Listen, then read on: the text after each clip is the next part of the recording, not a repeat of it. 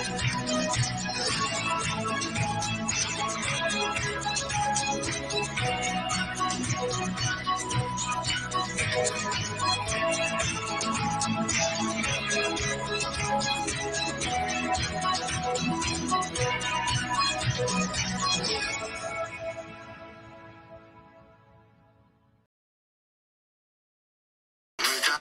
spaghetti al dente e un partigiano come presidente, con l'autoradio sempre nella mano destra, un canarino sopra la finestra.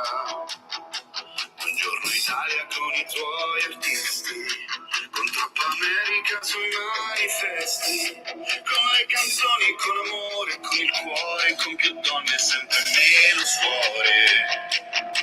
Buongiorno Italia, buongiorno Maria, con gli occhi pieni di malinconia. Buongiorno, oh sì, lo sai che ci sono anch'io. Lasciatemi cantare.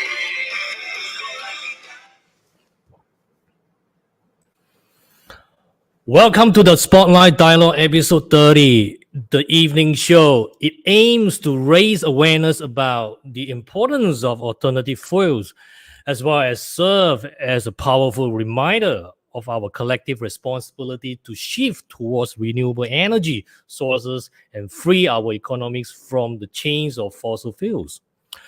The UN General Assembly, UNGA, hold a global stock taking on sustainable energy meeting to assess progress and recommend solution on SDG 7. It is about ensure access to affordable, reliable, sustainable, and modern energy for all. And SDG 8 is about decent work and economic growth. Where this episode, we will take this dialogue coinciding with Global Energy Independence Day. Also, a Schumpeterian perspective, innovation as described by Schumpeter in 1911 is the only source of true economic development intended as a discontinuous change in economic life. I'm your host, Stephen Poon. Good evening to all the audience tuning in. The Spotlight Dialogue 30 is brought to you by the regular team of the Special Interest Group in Circular Economy from Integrated Sustainability and Creative Strategies Research Cluster, acronym as ISUCS, also known as ISUCS, at Asia Pacific University of Technology and Innovation, APU. Before I take off with this episode this evening, a quick rundown on innovation is at the core of the process of creative destruction, generating the endless flow of cyclical fluctuation, the search for new energy solutions, and their application to the production process will change, and it is changing our lives in the way Schumpeter imagined. For this process to be sustainable both from the economic and energy standpoints, it needs to be the result of bottom-out process of creative destruction, which in turn paved the way for indigenous economic growth. Our topic for the dialogue today, empowering markets to accelerate action, sustainability, energy innovation, and economic growth. Our guest for today's shows, CEO of the Center of Market Education, CME, and a senior fellow at the Institute for Democracy and Economic Affairs, IDEAS, which is acronym as IDEAS in Kuala Lumpur, Malaysia. He is also research advisor for Ferlito Nusa Property in Jakarta, Indonesia, and senior fellow at the Property Rights Alliance in Washington, D.C., United States. Since May 2024, he is also a visiting research fellow at Central Bank of Malaysia, BNM Bank Negara Malaysia. He has applied his theoretical analysis to policy studies, in particular to the Malaysian property market and housing policies, and to the issues of financial literacy, cost of living, and agriculture policies. His opinions have been reported by several Malaysian and international media, such as the Financial Times, The Age, The Star, the Malaysian Reserve, Free Malaysia Today, and the radio station BFM 89.9, the Jakarta Post, and the Business Recorder. Here we are. Please welcome Dr. Carmelo Ferlito. Hi. Good evening. Thank you, Stephen, for having invited me. Hi, Carmelo. Good evening to you. Buonasera. How are you doing? Buonasera, selamat malam. Apa kabar?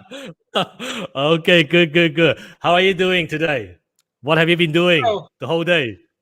It's been a long day. I mean, it's intense of work, but as it should be. So Yeah. I'm happy to almost close my day with you, because actually we will have some video recording session for our with our marketing team just after this podcast. Okay. It's a Okay, day that's good. going to be long. Yeah, I know that we all been busy, don't we all? For my part, apart from research and also teaching, and this few weeks time is all end of the semester for certain cohort. So it's a lot to key in the marks, For my time, it's all over the place. I did prepare this, I did prepare that, and a meeting and classes and all things like that. But here we are. So I come to this evening. I have a little chill out. Well, not really chill out actually. I mean, chill out with good old friend Carmelo Ferlito, and of course, well, we have a lot to talk about this, especially those are the things that's quite concerning us, especially the energy, which is innovation energy market today. And this is also one of the things actually announced by the government from Malaysia about this, what is the expansion of this energy market, energy innovation. I think this is the timely for us to look into this issue. But of course, we are looking at the business development market point of view instead of like innovation, because energy can be misled to many people to understand that, we are talking about engineering, we're talking about all this, but actually we are not getting to that part of the dialogue. But today it's more towards to the marketplace today. But of course, there's a very niche area we are tapping into this, which is Schumpeter. So Joseph Schumpeter, I think this is a very niche to talk about this as well. I believe people, especially from the economic practitioner, they are very much into this part of the understanding. So especially if they're specializing this. Okay. Again. Carmelo, thank you so much for joining us, the Spotlight Dialogue. Let's get started to set the scene before we get into the dialogue. Okay, let me see. What is the notes here? Okay, let's do this. Based on panel ARDL, which is an auto-regressive distributed lag, and 3SLS, which is a three-stage least squares estimation, we find that renewable energy is beneficial to the economy and the environment. In contrast, innovation, non-renewable energy consumption, and trade result in environmental degradation in these emerging economies. So, Carmelo, why is it important that economic research redefines growth in a way that prioritizes sustainability and considers environmental externalities? Well, thanks for this first question, Stephen. And let's say something that may sound a little bit as a scandal to the audience. So I would say that externalities are at the very root of economic theory. And indeed, if we think about Adam Smith, what is the concept of invisible hand, if not the first hint about externalities?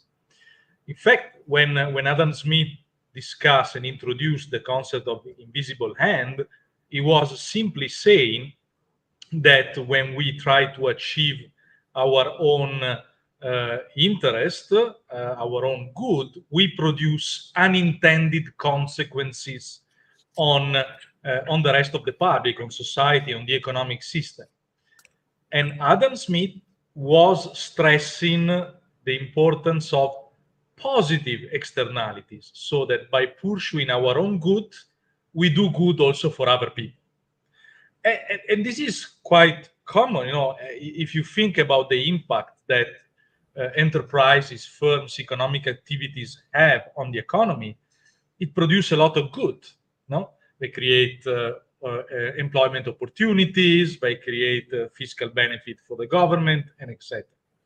Now, obviously, there are also unintended consequences that may be negative. So, a firm that create a positive impact on the economy by creating jobs and creating development in a certain region can also create pollution, which is obviously a negative externalities. Or going more into a micro consideration, I can sit in a cafe and smoke a cigarette, and this may annoy you. Now, I think that while externalities are extremely important to be analyzed when we reframe the economic paradigm, they are also something that is extremely complex. And why is that? It's because while in general terms, we all can agree that pollution, in example, is a negative thing, or the fact that you smoke my smoke from my cigarette is a negative thing. If we go more in practical terms to define quantitatively how negative is that, then it becomes more complicated. So what becomes complicated is the trade-off analysis. So let's take the case of the firm that create pollutions.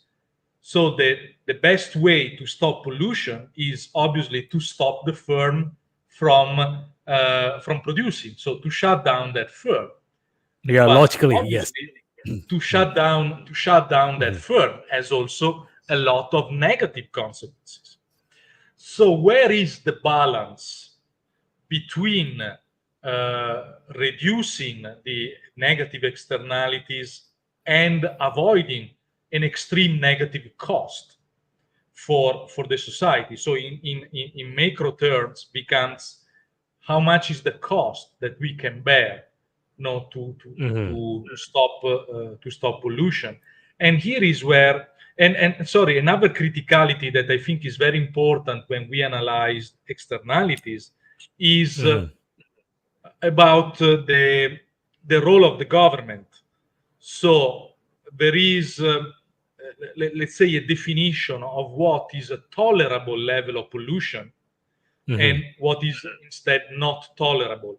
And that is quite a discretionary choice in which it's not hard science, 10, 11, 10.5, 9.5.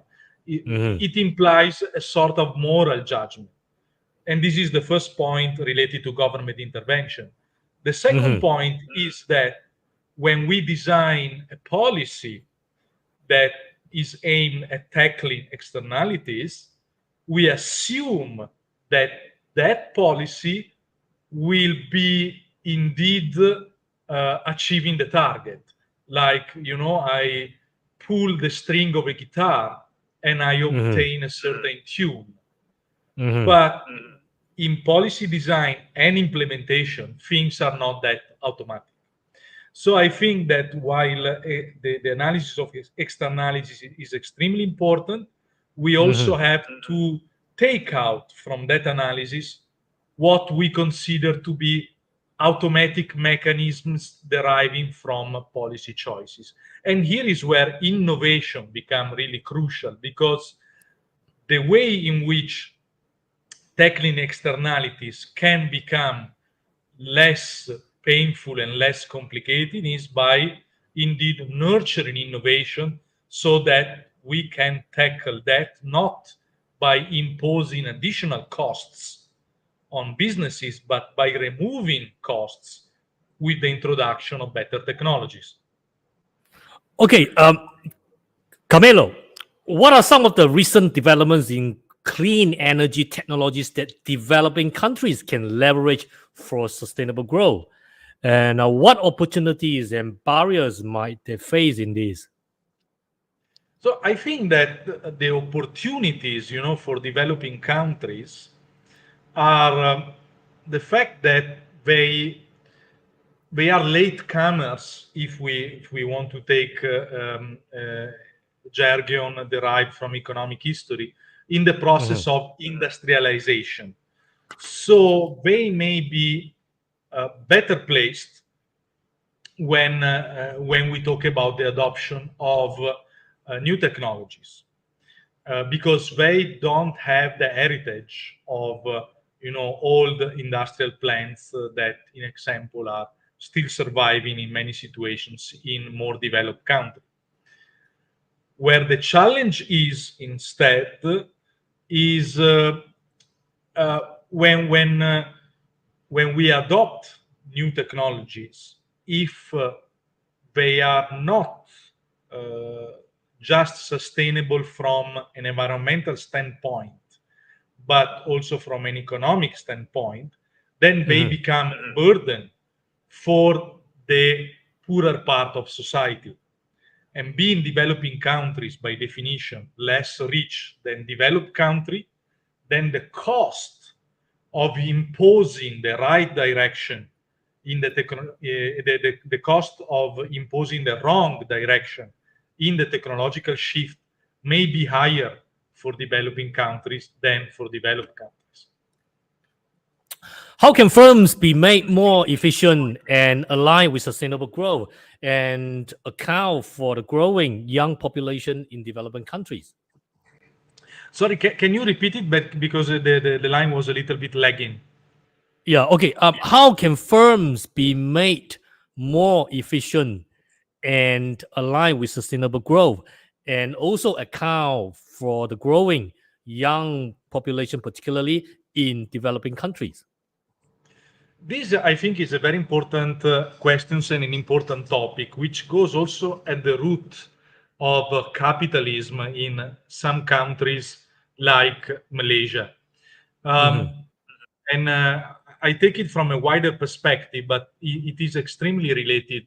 You see, a country like Malaysia is characterized by an archipelago of small enterprises. Almost 98% of firms in Malaysia are small and medium enterprises. And of these, 78% are micro businesses. Okay? So I think that if we want to make possible a process of technological transformation in the direction of sustainability, we need to incentivize first a process of industrial concentration, because only firms of a certain size can have that kind of economies of scale that allow for technological innovation. You take a micro enterprise may even have the financial possibility, let's say, in example, to adopt a certain kind of technology. But maybe that kind of technology doesn't make sense for the scale of operations of that business. It becomes a cost that is never absorbed in the economic life of that firm. And coming to the point of youth, this will be also beneficial for the youth, because only enterprises with a certain size can offer not only sustainable development, but also social mobility opportunities for the youth. So better employment opportunities, better opportunities of a career, and a career that makes a difference. Okay, in your point of view, where are investment needed to reap the energy adaptation and mitigation benefits of the city? So I think that we have probably three directions. So one is, I think, an effort that needs to be done in terms of consolidation. Okay, as I just mentioned in the previous point, consolidation of firms. And this lead to the second point, which is R&D investment, because everything is about research and development. We want to find the next wave of innovation in the direction of sustainability. We need R&D investment, and this bring also to the third point. You mentioned particularly the point of cities. I think that is important, as I have written in several articles, that like a process like the one that Malaysia is experiencing of subsidy rationalization, so the attempt to go away from fuel dependence, from fossil fuel dependence, need to be accompanied with the development of an alternative system of mobility. And this will become financially sustainable if the private sector is brought into this component. So where we have the government and the private sector, but the private sector of a certain size, to work together for R&D, for new solution, for sustainable development. Okay, just now I just tried to recap the part you mentioned about the innovation help balance growth and its externalities in economics. What kind of innovation in policy design is needed to ensure social protection intervention or resilience of the energy system, according to your point of view? So I think that we need to have a shift in the approach to policy at this regard, in the sense that we need a higher degree of realism. So if I look at an example, realist, illusionist, realist. I like that. Because we all want to see a policy in which we all will be richer tomorrow. Yeah. We want realist. All richer, but is that possible? So no, rather. if I look in example at the energy policy transition developed by the government, set a series of targets. I'm not saying that the targets are right or wrong, but nothing is written on how we are going to achieve those targets. So, think about the micro life of an enterprise. It's very difficult for an enterprise to know where they will be tomorrow, how to achieve their growth target, how to achieve their turnover target, their profit target, their employment target. Imagine for someone that has designed a policy that has the ambition to change the life of millions of people.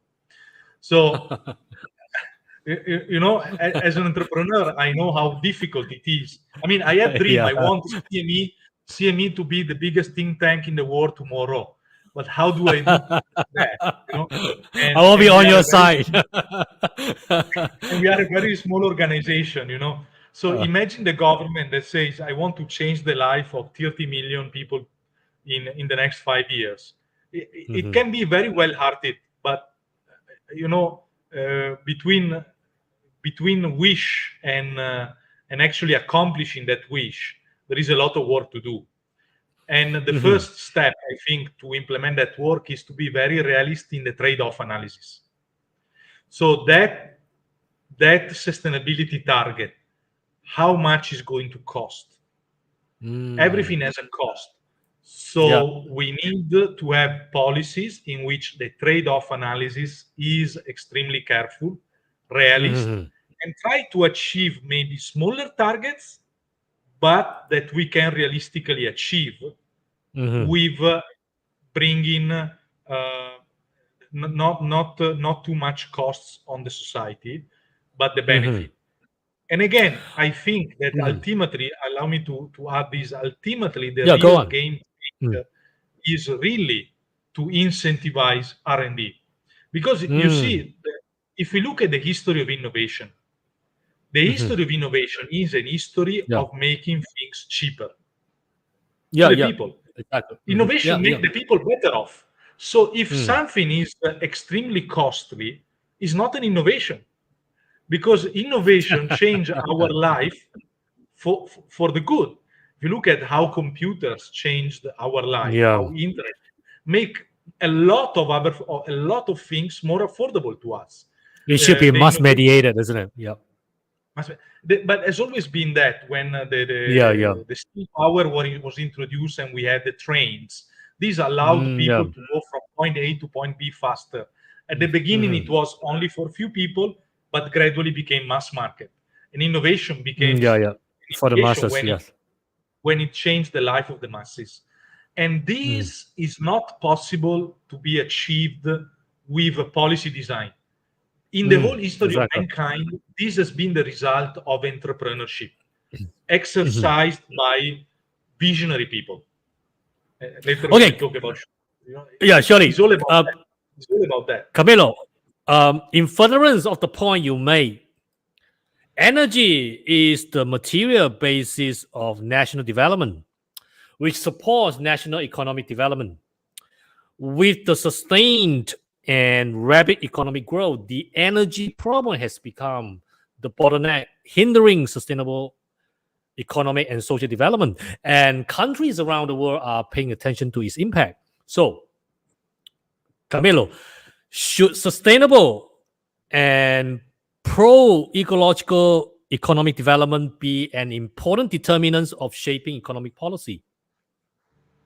Yes, absolutely, it should. But then the point is in which way it should. I think that the way in which it should inform policy is not by saying that by having a government going around and say you should shut down by this year. You know, I have in mind my country, in which the government has decided to stop certain cars uh, by a certain date. This policy is obviously going to harm the poor people, because the poor people that has no money to buy an expensive ecological car, they have only choice to go with a bicycle. And we are talking about maybe retired people, old people that need to go around, to buy their groceries. So a policy that is very well hearted is producing harmful consequences for the most fragile part of the population. So policy will help achieving the ecological targets if it will be a policy that incentivizes R&D and innovation. That is the Okay, way. Camilo. Okay, Camilo, let's look at the Malaysian context here. Okay, is Malaysia economic growth sustainable? And what are the issues in growth, development, and sustainability in Malaysia?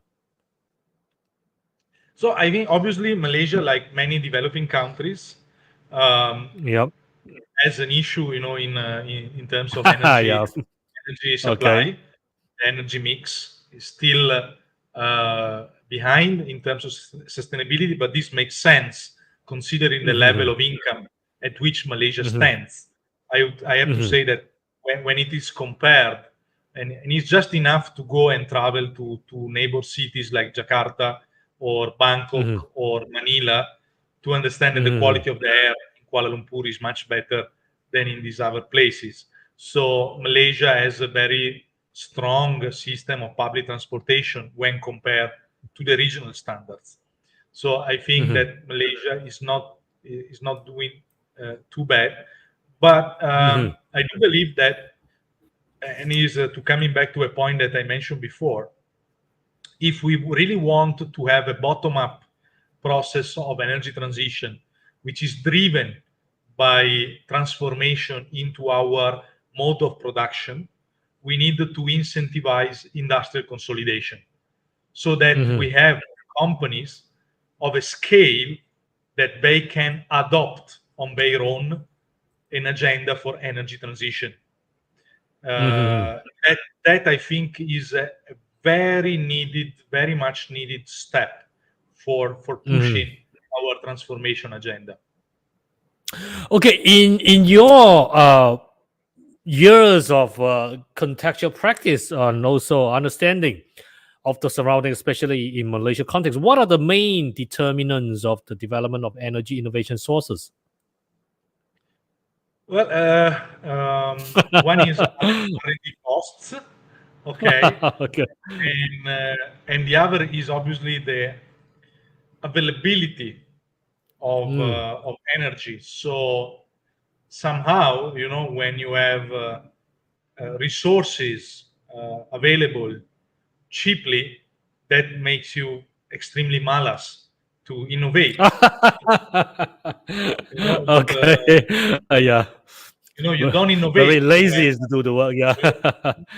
but that is when you are blessed, when you don't need to work much to achieve something, then you become more lazy. So somehow this is a dependence, on sort of is the curse of a blessing. Somehow being blessed can become being cursed. Yeah. Everyone can lay back, isn't it? they don't Yes, they don't have to do anything actually. So we have to it's blame not. the I mean, innovation. with the petrol at this price at the Yeah. pump, the availability of other energies. Even if we think about agriculture, we know Mhm. how is the cycle of palm oil when compared to different cycles. Think about, in example, the poultry industry, which is the most successful livestock Mm. industry in Malaysia. Mm. Malaysia is self-sufficient in chicken production, but Malaysia Mm. doesn't produce feed, so is 100% dependence on the import of corn, or 95% dependence on Mhm. the import of corn from neighbor countries. And the fact that Malaysia has converted to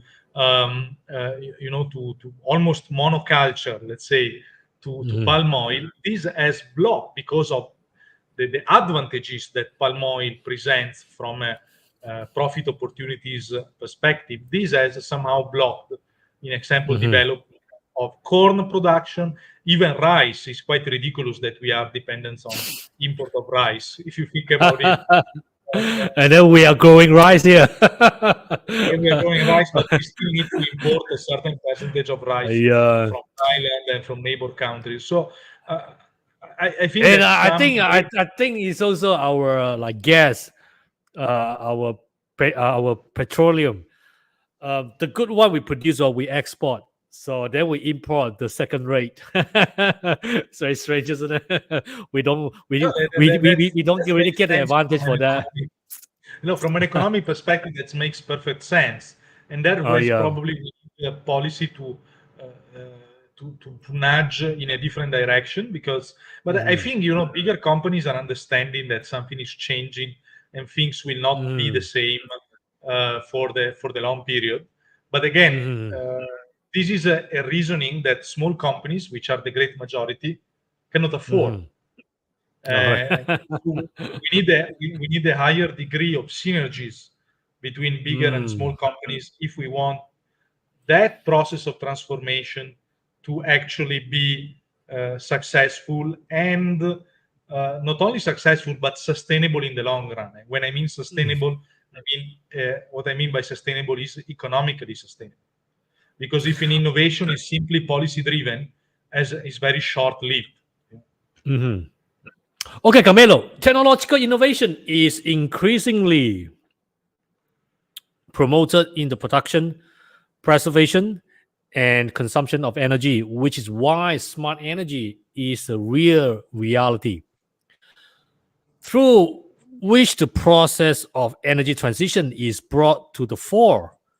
Moreover, the concerns about smart energy production have positive consequences, not only on the environment, but also on consumers. What is the configuration of the synergy? You talked about synergy earlier on. So, what is the configuration of the synergy among energy innovations, environmental performance, digital transformation, economic globalization, and the sustainable development of the region? Yeah, all these things are related, and they cannot be taken in isolation, and that's where the difficulties also of policy, comes into the fore. Because then you have a certain ministry that develop a certain policy for a certain things, but they Mhm. don't talk with the other ministry for that things, and the things, and the things don't happen because ministry don't dialogue. And that's why I favor bottom-up processes, in which, let's say, the policy framework is very much open, but then processes of innovation arise from the bottom, and they find their way to the markets. And thanks to process of globalization, which are very important, and the form is free trade, this knowledge Mhm. can be exchanged. I think that we talk very little about the importance of the economics of knowledge when we talk about innovation, but when also we talk about new environmental solutions, because ultimately everything, what is innovation if not primarily an idea? Is the research development is looking for new ideas in order to shape the future, and then these ideas contaminate each other and they go through the market test. No? And Okay, allow just now. me, Oh yeah, sorry, go to on, add please. one point. I think at the very root of all this is indeed something that, again, is not talked enough, is education. And I think we have a fundamental flaw in our educational system, which is the emphasis on technical disciplines, technical subjects. Innovation often doesn't come from engineers, because technical knowledge can always be hired. But the real innovator is that person that challenge the way in which we do things. And that person has been nurtured into critical thinking. And critical thinking is nurtured by history, philosophy, geography, and literature, not by mathematics. The great innovators are imbued with the Faustian spirit of Goethe, which is challenging the way in which we do things. So innovation is primarily a philosophical thing. Now it just reminded me, I know why the American education is all the science-based, tech-based of the study must be taking humanity subject. So in order to strike the balance, is like not too over science-based, but there is the social sciences behind it to support the balance of the which is the upbringing development. I think this is part of the reason behind it as well. Okay, just only mentioned about policy. So let's get into these policy things. In innovation policy, how does economic growth prioritize over societal and environmental objectives and challenges? See, we tend to think about economic growth as a process that is somehow driven by government or policy decisions. But it is not. This year, the GDP, let's say, will grow by a certain X%, not because the government has set that target, but because the economy works in a certain way. So the prime minister, the government, they are not CEOs of a company. They set up a growth target and they implement strategies it doesn't happen like that. So the result of the economy is the GDP will grow a certain percentage because all of us set our own targets and we try to achieve that. So that final percent at the end of the year is the result of our choices. That happens in the framework of rules and regulations that are set up by the government. But primarily, it is the result of our own choices. That's why, again, the importance of education. Then we can have an economic growth which is conscious and oriented toward a certain direction if we internalize the importance of those targets, and therefore we individually and as a society make those targets as part of our decision-making process. That I think is very crucial. Global economic growth has increased the scarcity of resources, forcing countries to shift their focus to sustainable development. So, in your point of view, is it possible to achieve economic growth through sustainable technological transfer and sustainable innovations? I think so. And I think so. I'm extremely positive and optimistic about the innovative spirit of mankind. This is not the first challenge that mankind encounters in its history. We had even bigger problems in the past. Think about when children mortality was extremely high. People were dying, and in certain part of the world, kids are still dying of certain illnesses. So, with all the imperfections of our human processes, but humans are proved to be extremely innovative. So, I think that when pressed by the urgency of dictated by the scarcity,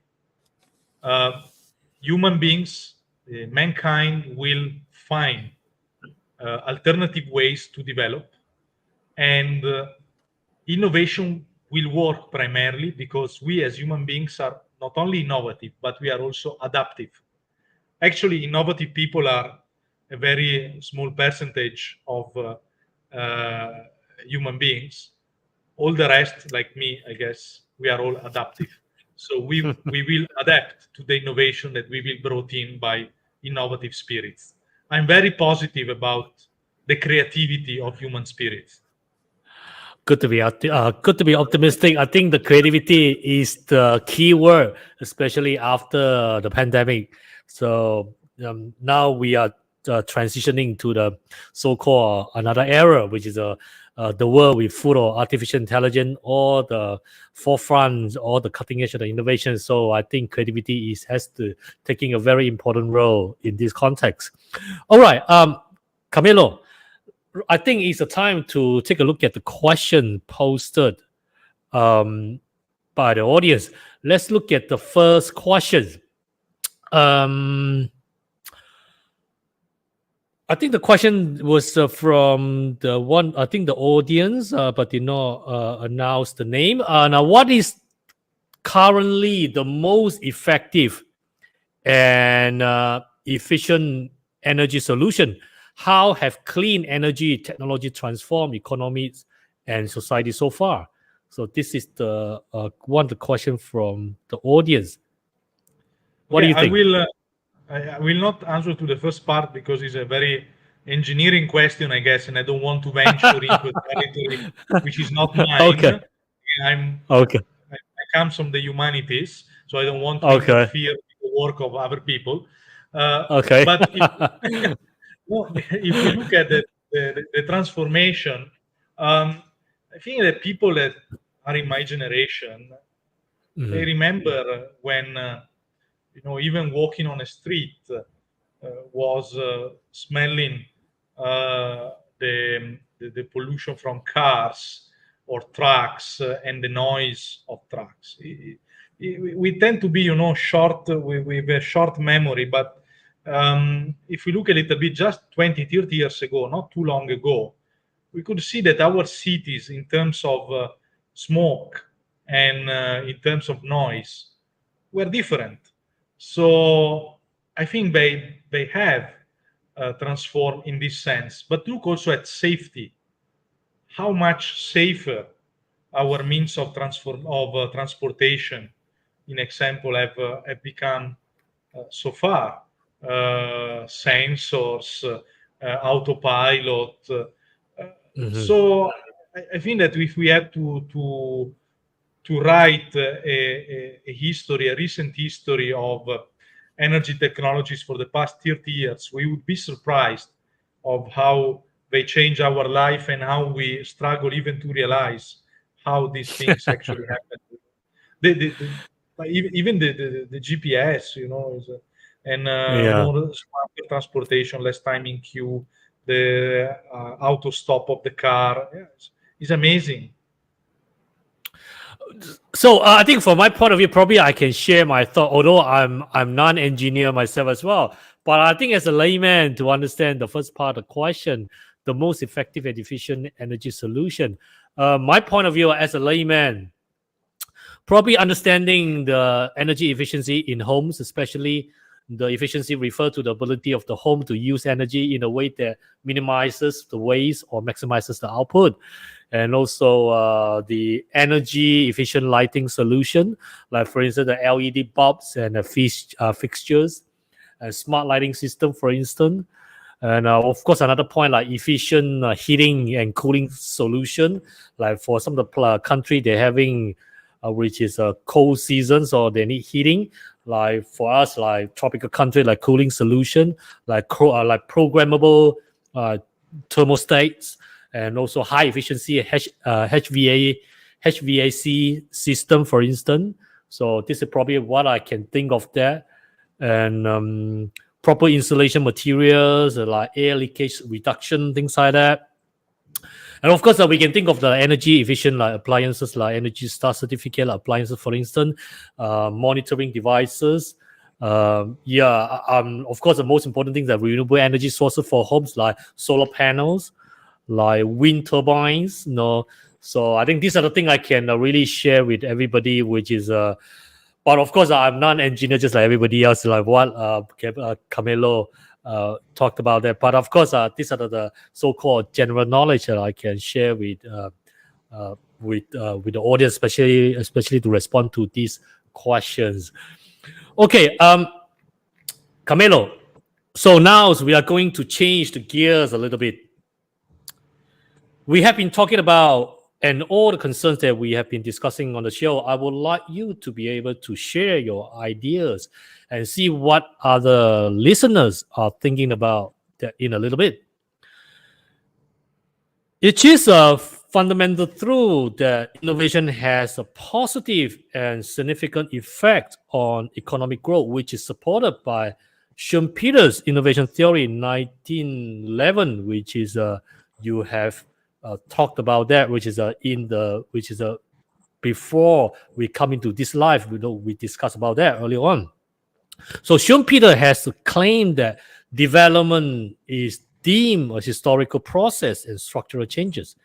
So these changes are driven by innovative ideas and their execution in the tangible form, either in the shape of products, services, or industries.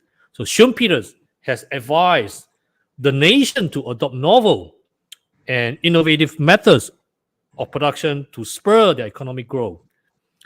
Innovation may assist in the opening of the new market avenues at domestic and the international levels and develop competitive business development along with the industrialization, which may revolutionize the economic system of the country. So, in your point of view, what is the status of the economic stability of the most innovative countries in the current situation? Well, thanks for raising Schumpeter. I think I spent too much of my youth reading his books, and rather than doing other things that usually the young people do. I know that this is your favorite area, so that's the reason I like to get into this part of the discussion. Go on then, Carmelo. I read so much about him and of him that I could write a movie script about his life, and which was a very eventful life, by the way. But one key point of Schumpeter innovation theory is that indeed innovation doesn't create stability, but creates instability. And the capitalism is alive as far as there is innovation. But as far as we have innovation, capitalism will progress through a boom and bust cyclical movement. So, but this is unavoidable, okay? And is a positive fact. And I will make an example that I think the Malaysian audience will understand very well. If you remember, just a few years before the pandemic and the lockdown, there was a new phenomenon in town, the bubble tea. Yeah. You remember the bubble tea? And I called once in an interview, I spoke about the bubble tea bubble. So we had a bubble of bubble tea. And this was something extremely Schumpeterian. So you have the first innovator that enter a market with a new product, in this case, the bubble tea. And because the bubble tea model is successful, then many other people enter the wave. And so many people will open a bubble tea shop. And at the beginning, all the bubble tea shops are extremely crowded. And I remember in my area, SS15 in Subang was a mess to go. Yeah. I was just about to tell you, there's a one whole street in Subang, right? It's all bubble tea shop. I can believe it. There's too many choices. It's just 500 meters from my office here, so I know it very well. I can see it from my window. And you know, then at a certain point when the wave somehow exhausts, I'm just simplifying a very complex theory, but somehow only few shops survive. So at the beginning, you were in a situation in which you have zero bubble tea. Then you go to one bubble tea. Then you go to 100 bubble teas, and then maybe after the depression, after the end of the cycle of the bubble tea, you stop at 20. So the economy has changed for good. So we live now in a world with bubble tea. But the 100 bubble teas were something not physiological with the structure of the economy, was a momentary phenomenon, and the economy stabilized at, let's say, 20 bubble tea. And the economy is better off now because we have bubble tea. So consumers have something more than before they didn't have. But in order to settle in a sustainable world made of bubble tea, we had to go through the bubble tea bubble. Okay? So innovation creates instability. And the crisis is actually, so the downturn of economic cycle is actually that moment of cleaning the process to reach a new stability, a new point of equilibrium, which is different from where it was before, but is better than where it was before. But you need to go through this. It's unavoidable. And this remains, I think that, you know, economic theory doesn't invent things, it reads phenomena. No, it's like when you discover the gravity grave, it's not that you created the gravity force. You don't create the gravity force. The gravity force was already there. You just simply observe, the gravity force. Okay. The same goes for economic theory. So innovation and economic cycles were there before Schumpeter wrote about them. Yeah, exactly. But Schumpeter put those phenomena in a form that we can understand. So we look at the bubble tea. Oh, see, this is like exactly like Schumpeter was describing them. So this, I think, is the beauty of an economist like Schumpeter that was a genius. It was able, you take his 1911 book, The Theory of Economic Development. You find no formula there. It's something that everybody with an average education can read. Fascinating, like reading a novel, and yet making an impact that after 113 years, we are still talking about it. I don't believe that we are going to talk about so many of all these new econometric development in 100 years. Because they don't discover anything. Okay, Carmelo. Okay, let's look at, because you mentioned about quite a few times about economic theory. So let's look into a little bit more focus.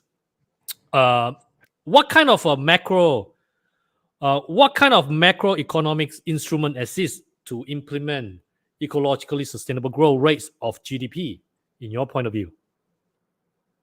Well, again, if we look at the macroeconomics in the way in which macroeconomics is described in textbook, I think it will be very challenging, because then the economy becomes a whiteboard or blackboard exercise. But the economy doesn't work like that.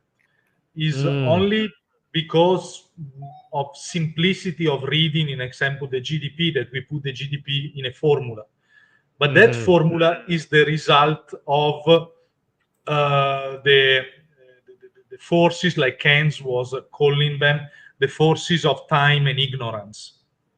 That means individuals that are ignorant. I mean, we don't know anything, but struggle through reality, driven by our expectations, in a process that happens in time.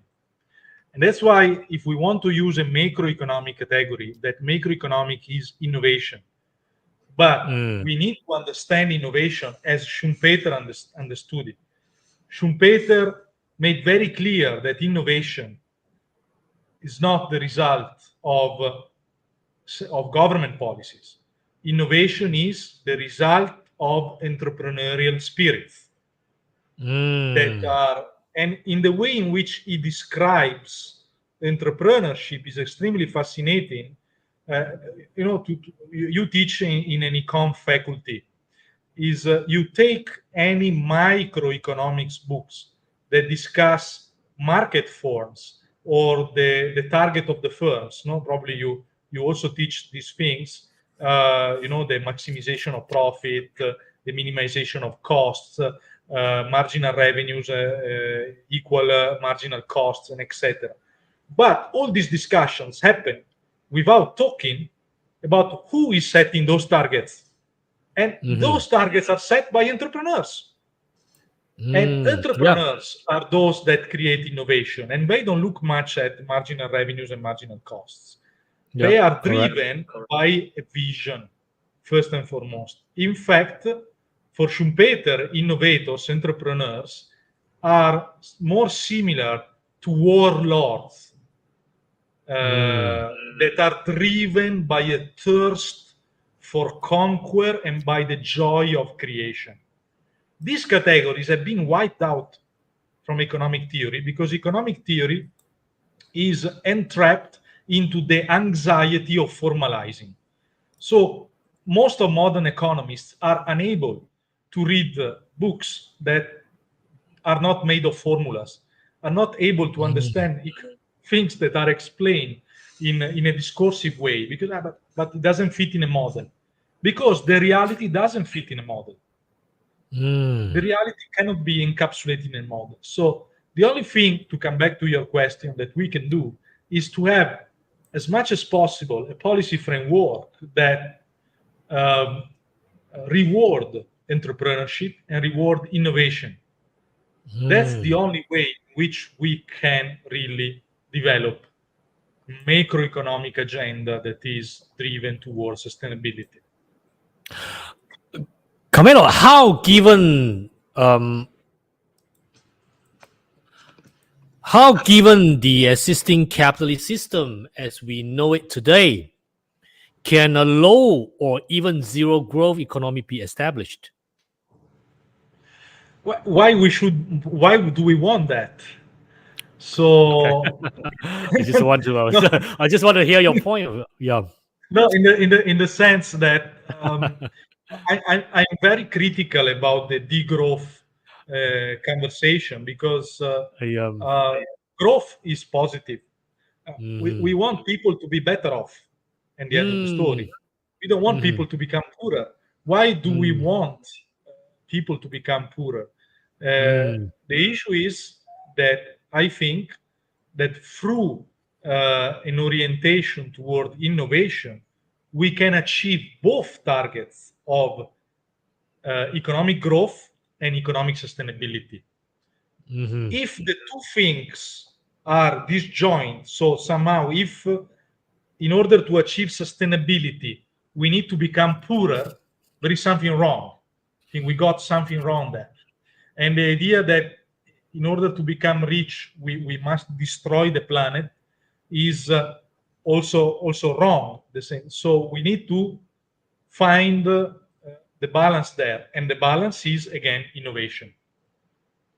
You know, one of the reasons why I was asking is, I know that it sounds a bit provocative, but of course, I had the reason why I asked it, because if you look at the world today, but not all countries like what we think, and also certain countries, in certain regions, certain continents also, they don't want to grow their economics, so they don't want to grow, they just want to be stagnant. So I think, of course, I'm not going to name the countries, because that doesn't sound politely here. But of course, I think in the certain part of the region, continent, certain places, certain countries, they don't want to grow. So you can see they just like all day long, all year long, all decades long, they're always poor. And then they feel okay because they believe in what they believe. So they just like, religions become their dogma, things like that. So they believe in all this. So, but of course, there's a people thinking about such a way. That's the reason I put forward this provocative thought. What do you think about this? I think in this regard, we must distinguish Mm. countries that, because of a certain cultural belief, they don't embrace technological development. And I think we should respect that. Is if the common feeling of a society is to reject technology, we should not force technology upon them. If it is a shared feeling, but then we have different cases of countries, like my own country, that have been stagnant. I think similar to Japan in a certain way. But in this case, we are talking about countries which have already achieved a certain level of welfare, certain level of wealth in general. And at the same time, they are stagnant from a demographic perspective. Then, if you have already achieved a certain level of growth, certain level of wealth, and you are not making babies, then why growth further? Because I think one of the key determinant of economic growth is demographic growth. Because this go very much into the micro element of society. I try to work hard, and like me, many other people, because I have children. We are working very hard. We work very hard because we want to leave something more to our children, no? But if I look at my life now at my age, and I have been working now for 30 years. I started work when I was very young, so I'm 46 now. So I started to work at 16. So I've been working for the past 30 years on a regular basis. If I had no children now, I would probably stop working and just read books. I said, okay, I have enough saving. What's the point to contribute to the growth? Because ultimately, we contribute to the growth of the country because we want to contribute to the growth of our family. So the bubble tea. No, if you think about it, when you go to work and you try to generate an income, you do that for your family first, and then indirectly you do it for your nation. And then, of course, we can afford the bubble tea later on. Then you can afford the bubble tea. Yeah, we can afford the bubble tea. Exactly. So I think that sometimes there is, I think also in Malaysia there is the attempt to have this connection between fundamental values, which are religion, family, and nation. So believe in your religion, believe in your family, try to work for your family and contribute to the nation. These are things that in the process of cultural evolution are indeed interrelated. Because if you have a religious perspective, you believe in the future. No, you believe, you work hard. Also, you try to achieve heaven. You try to do good to achieve also a metaphysical reward. And in order to do that, you try to do good for your family, and then you try to do good for your nation. And this generate also a positive economic growth. But at a certain point, if you don't believe in the future, say there is nothing after that, you don't have a family then you try to do just as little as you can. And of course you can't. Of course. And after that, then you can't get your bubble tea. Okay. But okay, this is of course a generalization. Then there are always people that can be extremely hardworking and creative, even if they don't have a religion or don't have a family. So I don't want to give the impression of, but Yeah, of So course. this Yeah, is of course. very general terms, but indeed, Mhm. a certain network of belief, so between religion, family, and the nation, can create a virtuous circle of action that benefits society. Mm. Okay. Let's look at the policy a bit, and based upon that, what kind of regulation and policies are needed to implement growth rates detected by the ecological needs? So, if I was a policymaker, I would first and foremost act thinking about long term, Mhm. something that can create a change in the long term. And I think, in this sense, we need two types of action.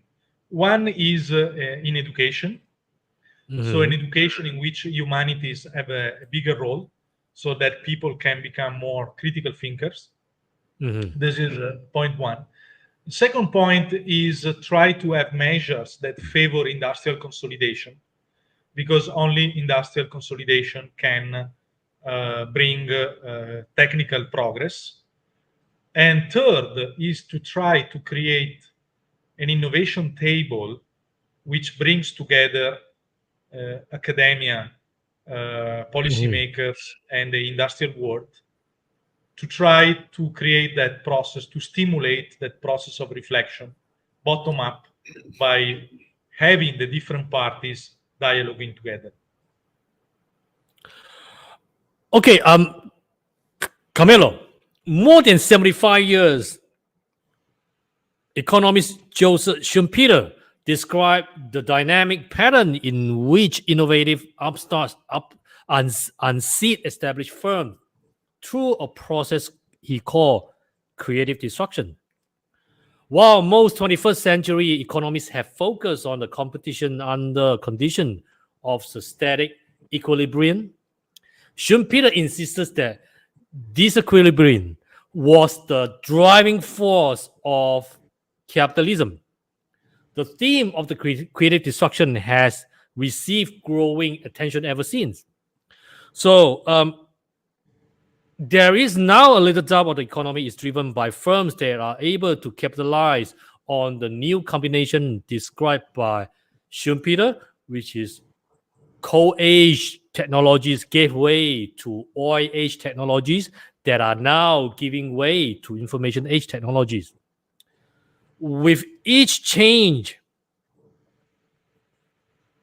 the technological and economic infrastructure of society experiences dramatic transformation with new institutions, enterprises, and geographical patterns of development created.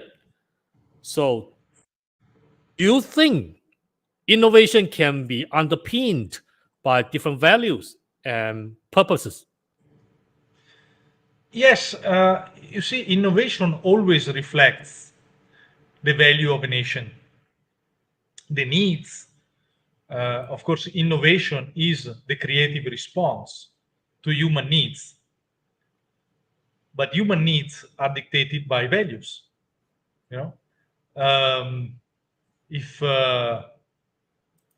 people like music, innovation will try the way to bring always more music, better music, and different technological support or approach to fruibility of music. But if the people don't like music, then there will be no innovation in the music sector. We will not have the iPod or the new ways, the Blu-ray, or the new ways in which we listen to music. So ultimately, it goes back to the value that are shared by a community, because we don't have to think about the economy as something disjoint from the values.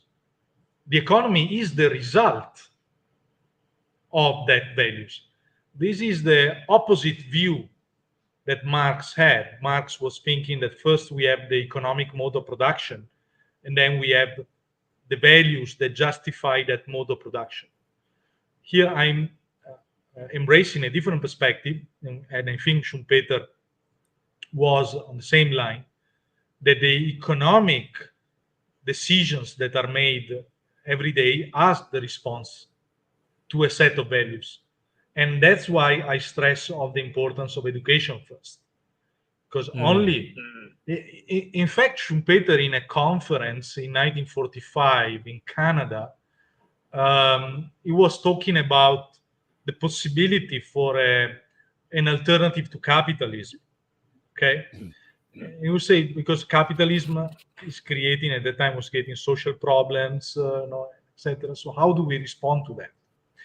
And he was very provocative. Schumpeter has this motto: "A patel is a patel bourgeois." So try to astonish the people that are able to astonish the bourgeois. And he was saying, what's the alternative to capitalism? He said the real alternative is Catholic corporatism. At that time, the Pope had just issued a new document called Encyclica Quadragesimo Anno, in which was trying to revive the medieval idea of corporatism, which is completely different from what we intend corporatism in the modern American jargon. So now we don't have time for a lecture in economic history, but try to look at what Another session. another session. What medieval corporations were inspired by Catholic values and etc. So Schumpeter said that is the real alternative. But if we want to change the system, we cannot change it top down. We need to have a community, a society that feels represented by that set of values that inspire medieval corporation to be created. And then only that the system can change. So the change of system is primarily a change of values. When a community share a different view, then the economic structure will reflect the change of view. So it's primarily a cultural revolution, a value revolution, rather than an economic revolution first. All right, Carmelo. This is a great thank you so much for giving us the time today from your busy schedule. I know that you are popular and famous and you're busy, so it's not that easy to get you on board, but thank you very much for sharing all of your expertise, and it gave us a lot to think about as well, and this is very much appreciated. It is absolutely my pleasure as well as a privilege, Carmelo. I appreciate it. Lo apprezo. Thank you very much. Thank you for having me. It was my pleasure indeed. Very honored to be your guest. Thank you. Gracias. Okay. Right. There's a lot of points I made out. Also taken as a note. I think I'd like to share with all of you a little sharing here. The traditional forms of energy that have powered human progress over the last century are evolving. The demand for affordable and reliable energy is only increasing. The challenge at hand is how to continue to power human progress in a way that is reliable and affordable, but also critically more sustainable and equitable. In terms of energy demand, energy is critical to all sectors of the economy to provide growth and wealth creation across geographies. Increasing demand for lower carbon energy will forge innovation, new products, and new businesses. So yes, the keywords for today is affordability, reliability, sustainability, and of course, equity in empowering the energy transition. On that note, we will have to call it a day for this evening. And so for our technical master, and of course, student services and marketing team, a thumb up from here. Spotlight Dialogue series organized by Special Interest Group in Circular Economy from Integrated Sustainability and Creative Strategies Research Cluster at Asia Pacific University of Technology and Innovation, APU. Till then, take care and each other. Happy evening.